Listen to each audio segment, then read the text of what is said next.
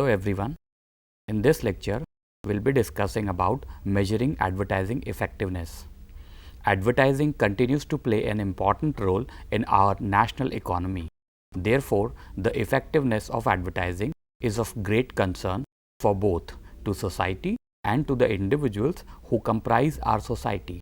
Measuring advertising effectiveness is also important for an advertiser to understand that how effectively its advertising campaigns are working. Advertising effectiveness can be defined as the extent to which advertising generates a certain desired effect or degree to which an advertisement or advertising campaign achieves its stated objectives. Advertising effectiveness is typically gauged by measuring a campaign's impact on sales, brand awareness, and its market share. Measuring the effects of advertising is very important given the amount of investment needed for advertising. While it is not possible to obtain a global measure of the advertising effectiveness, we should seek to develop and apply methods and measures for a partial verification of results. Advertising effectiveness should be based on specific and time-based advertising objectives that can be measured. What will you consider a successful result? There is a basic formula one can use to define your advertising objectives. That is what, who, how much, and when. That means what do you want to do? Who do you want to do it? How much of an impact will it have? By when do you want it done? Methods of measuring advertising effectiveness. There may be two types of measures of advertising effectiveness, namely direct measures and indirect measures.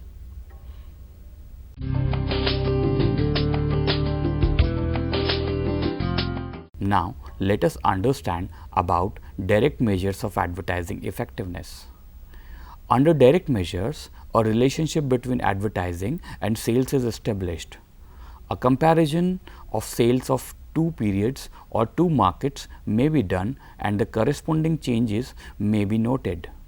The following are some of the methods that are generally used in measuring that advertising effectiveness. Historical sales method. Some insights into the effectiveness of past advertising may be obtained by measuring the relationship between the advertising expenditure and the total sales of the product. A multiple regression analysis of advertising expenditure and sales over several times period may be calculated. It would show how the changes in advertising expenditure have corresponding changes in sales volume. This technique estimates the contribution that advertising has made to explain in a correlational manner rather than a casual sales the variation in sales over the period of time covered in the study. The other measure of advertising effectiveness is the method of experimental control, where a causal relationship between advertising and sales is established. This method is quite expensive when related to other advertising effectiveness measures. Before after with control group design. The classic design uses several test and control cities. In this design, two types of cities are selected. Cities in which advertising campaigns are affected may be named as test cities and other cities may be called central cities.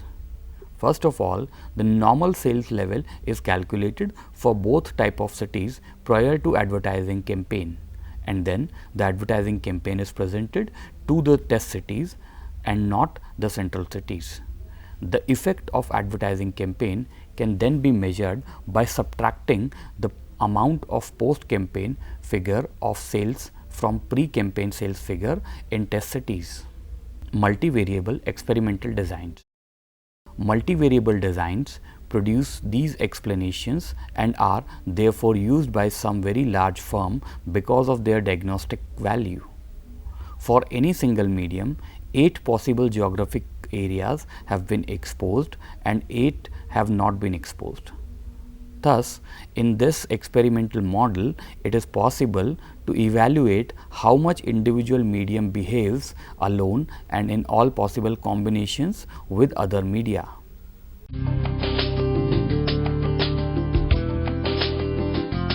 Let us now discuss about indirect measures of advertising effectiveness. As it is very difficult to measure the direct effect of advertising on companies' profit or sales, most firms rely heavily on indirect measures. These measures do not evaluate the effect of advertisements directing on sales or profits, but all other factors such as consumer awareness or attitude or consumer recall of advertising messages affect the sales or goals of the business indirectly. The most commonly used measures are exposure to advertisement. In order to be effective, the advertisement must gain exposure. The management is concerned about the number of target audiences who see or hear the organization message set in the advertisement. Without exposure, advertisement is bound to failure. Marketers or advertisers may obtain an idea of exposure generated by the medium by examining its circulation or audience data, which reveal the number of copies of the magazine, newspaper or journals sold, the number of persons passing the billboard, or the number of persons living in the televiewing or radio listening area, and the number of persons switching their television and radio sets at various point of time. This number can be estimated by interviewing the number of the audiences for different media. Next point, attention or recall of advertising message content. This is one of the widely used measures of advertising results. Under this measure, a recall of the message content among a specified group or group of prospective consumers is measured within 24 hours of the exposure of the advertisement. Attention value is the chief quality of the advertising copy. The advertisements cannot be said to be effective unless they attract the attention of the target consumers. There are two methods for evaluating the attention getting value of the advertisements. One is pre-test and the other is post-test. In a pre-test evaluation, the consumers are asked to indicate the extent to which they recognize or recall the advertisement they have already seen. This test is conducted in the laboratory setting. Here consumers read, hear or listen to the advertisement, and then researchers ask questions regarding the advertisement just to test the recall and then evaluate it. In post-test method, the consumers are asked questions about the indication of recognition or recall after the advertisement has been run. These measures assume that consumers can recall or recognize what they have viewed or listened to. Various mechanical devices are being used in the Western countries which provide indices of attention such as eye camera. 1. Pre-testing. Actions taken before the campaign is executed. A method to test consumers' reactions are comprehension and reaction testing. A key concern for the advertiser is whether the ad conveys the meaning intended. Another concern is the consumer's reaction to the ad. Comprehension and reaction tests are designed to assess these responses. Personal interview, group interviews, and focus groups have all been used for this purpose. Sample questions asked to consumers are: 1. Which ad did you find most interesting? 2. Which of these ads would interest you the most? 3. Which layout do you think would be most effective in causing you to buy? The disadvantages. While this method offers control and cost effectiveness, there are disadvantages which limits its usefulness. Consumer may become self-appointed expert. Sometimes, knowing they are being asked to critique ads, participants try to become more expert in their evaluations. paying more attention and being more critical than usual. The results may be an evaluation on elements other than those planned. 2. Halo effect. Sometimes participants rate an ad good on all characteristics because they like a few and overlook specific weaknesses. This tendency or halo effect distorts the rating. Preferences for specific types of advertising may overshadow objectivity. Ads that involve emotions or pictures may receive higher ratings or ranking than those employing copy, facts or rational criteria. So, how can these problems are solved? Physiological measures. This involves a laboratory setting in which physiological responses are measured. They indicate the receiver's involuntary responses to the ads and thus eliminating biases associated with the voluntary measures reviewed to this point. This includes pupil dilation, designed to measure dilation and constriction of the pupil of the eyes in response to stimuli. Dilation is associated with action. Advertisers have used this to evaluate product and package design as well as to test ads. Pupil dilation suggests a stronger interest in an ad or implies arousal or attention getting capabilities. Eye tracking. Viewers are asked to view an ad while a sensor aims a beam of infrared light at the eye and follows the movement to show the spot on which the viewer is focusing. This shows how long the viewer is focusing on each image and the sequence of viewing. Eye tracking can identify strengths and weaknesses in an advertisement. Post-testing. It occurs after the ad has been in the field. It is designed to determine if the campaign is accomplishing the objectives required and to serve as input of how well it is doing. Inquiry tests.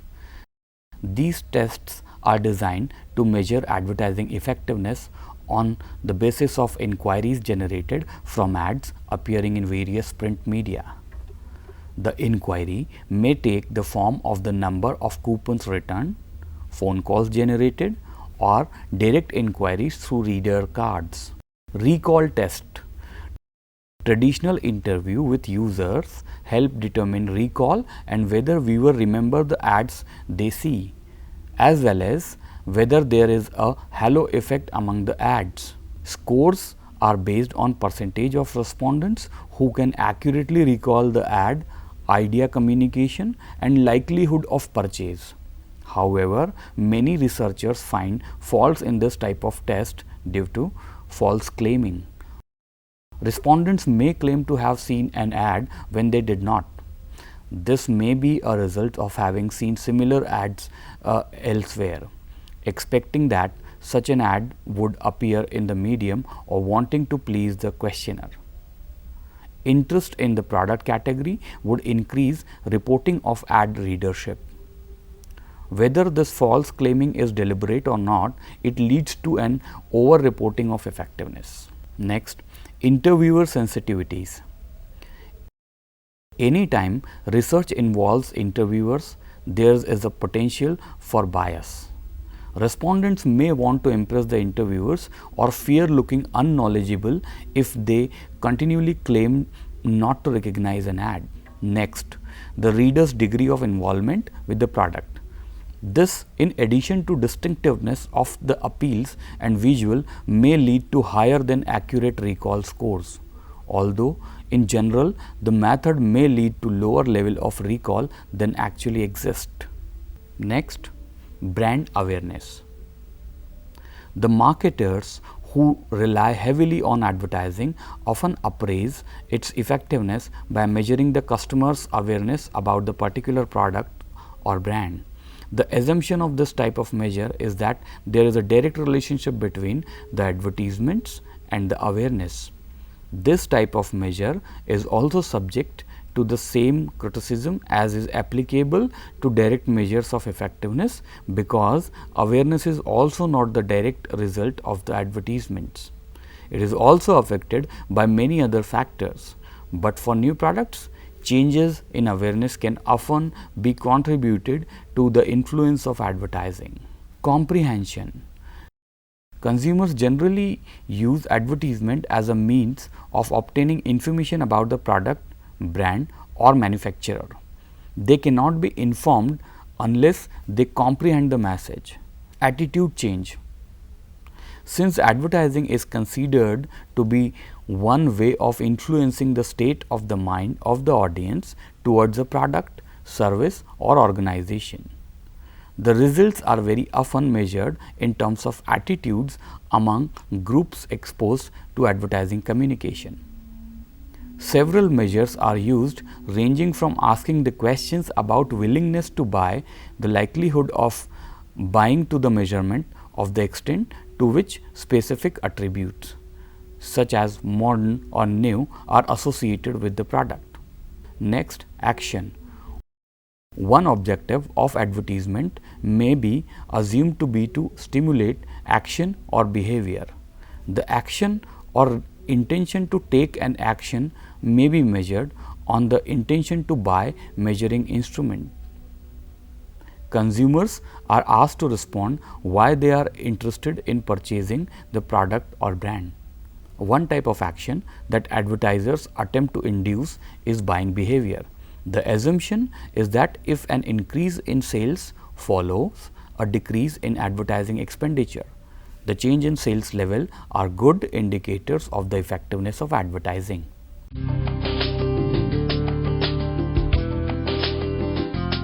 Avoiding costly mistakes. Companies are spending very much every year to advertise. The only way to ensure that this money is not being wasted on ineffective advertising program is to continuously evaluate the effectiveness of the chosen programs and to ensure that these programs are achieving their intended purpose. Evaluating the effectiveness of the chosen program is not all about money. It also gives the marketeer the opportunity to analyze the non-tangible effects of the chosen programs. Evaluating alternative strategies.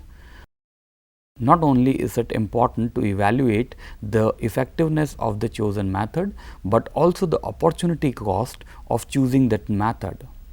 Often, after companies have chosen a method, they focus their attention exclusively on the method, ignoring the potential profit that would have come about if they went with the ulterior method. A good evaluation program will be able to analyze the effectiveness and the opportunity cost of the chosen method. Increasing the efficiency of advertising. Often, after companies choose a particular method, they become attached to that method and lose sight of the initial goal they were aiming for.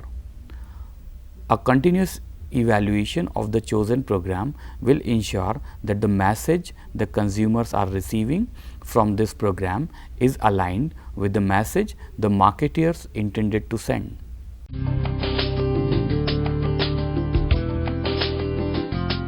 One, cost. The most common reason that companies provide for not measuring their advertising effectiveness is the cost of conducting a measurement program. Often, companies believe that the money used for measuring their advertising effectiveness can better spend on creating some more advertisement or improving their product. 2. Research problems. The evaluation process can be very complicated, time intensive and confusing for a company that is trying to start such an effort. In addition, it can be very difficult to isolate and evaluate the effect of only one of the company's marketing efforts.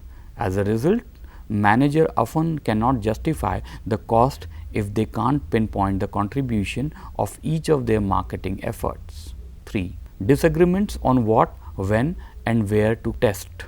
There are a variety of methods used when determining what, where and when to measure the effectiveness of an advertising program.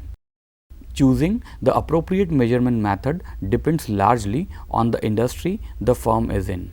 The differences often lead to a great deal of confusion between the managers and might lead them to abandon the evaluation program altogether.